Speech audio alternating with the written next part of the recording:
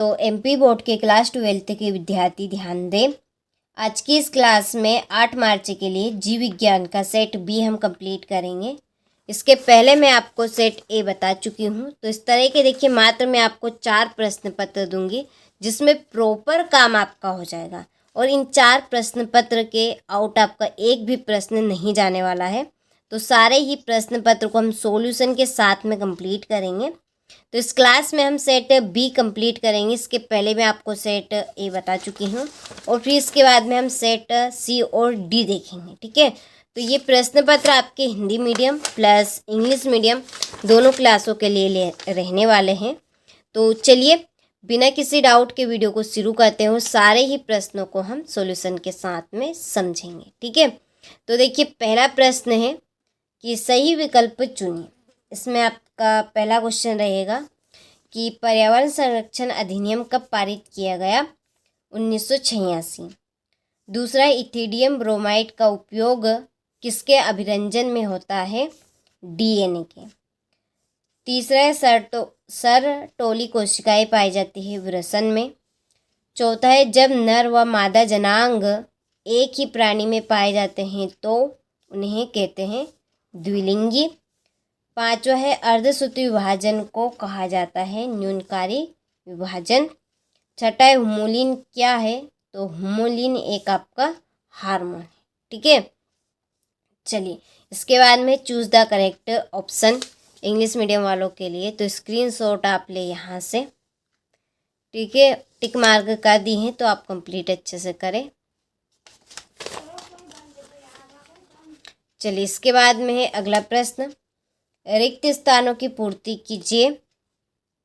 तो देखिए पहला रिक्त स्थान है कि डीएनए फिंगरप्रिंट तकनीक किसने विकसित की? तो इसका आंसर है सर अलेक्स जेफरी। दूसरा है, एक प्रारूपिक आवृत्ति बीजी भ्रूण कोश खालिस्तान केंद्रीय होता है 8। तीसरा है, कवक एवं शैवाल का सहजीवी संबंध खालिस्तान कहलाता है लाइकेन। चौथा है, टीकों में संबंधित रोग के खालिस्तान उपस्थित होते हैं प्रतिजन। पांचवा है, रोग निरोग की श्रेष्ठ जैव तकनीक खालिस्तान है टीकाकरण। छठा है, टाइफाइड रोग की पहचान खालिस्तान द्वारा की जाती है विडाल टेस्ट के द्वारा। ठीक है, चलिए तो आप स्क्रीनशॉट ले लीजिए। इसके बाद में ये आपके इंग्लिश मीडियम वालों के लिए यहाँ पर फिल कर दिए हैं तो आप कंप्लीट अच्छे से करें। अगला प्रश्न है, सत्य सत्य लिखिए। पहला है कि बिना निषेचन फल के निर्माण को अंड जनन कहते हैं तो असत्य। दूसरा है, पराग कण की बाह्य बाह्यचोल कहलाती है सत्य। तीसरा है, शेर प्राथमिक उपभोक्ता है असत्य। चौथा है, निषेचन के बाद बीजांड से बीज बनता है सत्य। पांचवा, टेपिटम अंडा से भित्ति में पाई जाती है ये आपका सत्य है। छठा है, अंडप पुष्प का मादा जनांग होता है ये भी आपका सत्य है। ठीक है, चलिए तो यहाँ से आप स्क्रीनशॉट ले लीजिए इसके नीचे इंग्लिश मीडियम वालों के लिए। अगला प्रश्न है, सही जोड़ी लिखिए। तो पहली जोड़ी है आपकी रेननकुलस, इसकी जोड़ी स्थिर प्लावी पौधा। दूसरा है, वायुकोष्ठ जलोद्भिद नागफली पर्णात स्तंभ हाइड्रला स्थिर जलमग्न धसेवेरंध्र उभयचर। ठीक है, चलिए तो स्क्रीनशॉट आप ले यहाँ से। इसके बाद में है अगला प्रश्न, ये आपके इंग्लिश मीडियम वालों के लिए। ठीक है, यहाँ से ले लीजिए आप स्क्रीनशॉट, टिक मार्क कर दिए हैं। अगला है, एक वाक्य में उत्तर दीजिए। पहला है कि मछली पालन को क्या कहते हैं? Fish farming. दूसरा है, मानव में लिंग निर्धारण किस क्रोमोसोम के कारण होता है? एक्स और वाई। तीसरा है, बीओडी का पूरा नाम लिखिए। तो बीओडी का पूरा नाम है बी से बायोलॉजिकल और ओ से ऑक्सीजन और डी से डिमांड। ठीक है, चौथा है, जैव उर्वरक के रूप में प्रयोग किए जाने वाले एक साइनोबैक्टीरिया का नाम लिखिए। तो इसका आंसर है ये यहाँ पे नॉन स्टॉक या एनाबिना लिख सकते हैं, दोनों में से एक कोई सा भी आप लिख लेना। पांचवा है, सूक्ष्म जीवों द्वारा की खपतवार नियंत्रण पद्धति को क्या कहते हैं? तो इसको कहेंगे हम जैविक नियंत्रण। ठीक है, चलिए इसके बाद में ये आपके इंग्लिश मीडियम वालों के लिए, तो यहाँ पर ये भी मैंने एक वाक्य में उत्तर आपके फिल कर दिए हैं, वन वर्ड सेंटेंस। चलिए अगला है ZIFT और GIFT में कोई दो अंतर लिखिए। 7वां है ऑक्सीजन क्रांति क्या है, 8वां है अपसारी जैव विकास क्या है। ठीक है, चलिए इसके बाद में है ये आपका 8वां है खाद एवं उर्वरक, कि ये आपका उर्वरक है, उर्वरक में अंतर स्पष्ट कीजिए।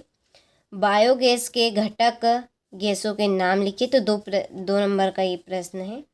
10वां DNA अंतरक्षेप विधि क्या है। और देखिए इन प्रश्नों की आंसर शीट के लिए देखिए हमने क्वेश्चन नंबर 1 से लगाकर ये 5 तक के वस्तुनिष्ठ प्रश्न का तो सॉल्यूशन देख लिया है, और अब हम क्वेश्चन नंबर 6 से लगाकर जो आपके क्वेश्चन नंबर 20 तक के जो प्रश्न हैं, ठीक है, ये 20 तक के जो प्रश्न हैं आपके, उनकी आंसर शीट हमने तैयार कर ली है। उसके लिए आपको इसी वीडियो की डिस्क्रिप्शन में जाना है, वहाँ पर आपको एक कॉन्टेक्ट नंबर मिलेंगे, आप उन नंबर पे कॉल करें, आपको पूरे आंसर शीट मिल जाएगी। ठीक है, क्वेश्चन नंबर 6 से लगाकर क्वेश्चन नंबर 20 तक की। ठीक है, तो यहाँ पर मैं आपको केवल प्रश्न पढ़ के बता रही हूँ और इनकी आंसर शीट आपको कॉल करने पर मिल जाएगी पूरे प्रश्न की। ठीक है, एक एक प्रश्न का आपको सॉल्यूशन मिल जाएगा। तो यह है आपका 12वां प्रश्न, पृथ्वी का फेफड़ा कैसे और क्यों, सॉरी पृथ्वी को है, ये थोड़े से मिसप्रिंट आपके हो गए हैं इसमें कुछ अक्षर। तो पृथ्वी को फेफड़ा किसे और क्यों कहा जाता है। ठीक है, अपराग क्या है, अपराग के कोई दो कार्य लिखिए। हो गए, तो ये आपके 3 नंबर वाले प्रश्न हैं। यहाँ से क्वेश्चन नंबर 13 से 14वां प्रश्न है जीनोटाइप एवं फिनोटाइप में 3 अंतर लिखिए। 15वां प्रश्न है GMO किसे कहते हैं, इसकी उपयोगिता लिखिए। और 16वां प्रश्न है एक तालाब के पायतंत्र का वर्णन कीजिए। ठीक है, यहाँ पर आपका ये 17वां प्रश्न है। तो यहाँ 17वें प्रश्न से आपके 4 नंबर वाले प्रश्न शुरू होते हैं। ये आपका 18वां प्रश्न। ठीक है, 7 में अथवा भी है DNA का वाटसन क्रिक मॉडल को नामांकित चित्र सहित समझाइए। ठीक है, यह है आपका 19वां प्रश्न कि मनुष्य में जीवाणुओं द्वारा फैलने वाले किन्हीं 4 रोगों के नाम, कारण व 2 लक्षण लिखिए। और लास्ट आखिरी प्रश्न है क्लोनिंग वाहक क्या है, वाहक के 4 लक्षण लिखिए, या PCR क्या है, इसका महत्व लिखिए। तो आपने सारे ही प्रश्नों का स्क्रीनशॉट ले लिया होगा। तो क्वेश्चन नंबर 6 से लगाकर क्वेश्चन नंबर 20 तक की आंसर शीट के लिए जो हमने आपको कॉन्टेक्ट नंबर दिए हैं, आप उन पे ज़रूर कॉल करिए इस वीडियो को ख़त्म होने के बाद। तो आपको पूरे प्रश्न पत्र की PDF भी मिल जाएगी और जो आंसर शीट तैयार की है इस प्रश्न पत्र की वो भी मिल जाएगी। ठीक है, तो देखिए 8 मार्च के लिए बहुत जल्दी मैं आपको सेट C भी बताने वाली हूँ। तो बहुत जल्दी सेट C का आपका वीडियो आने वाला है।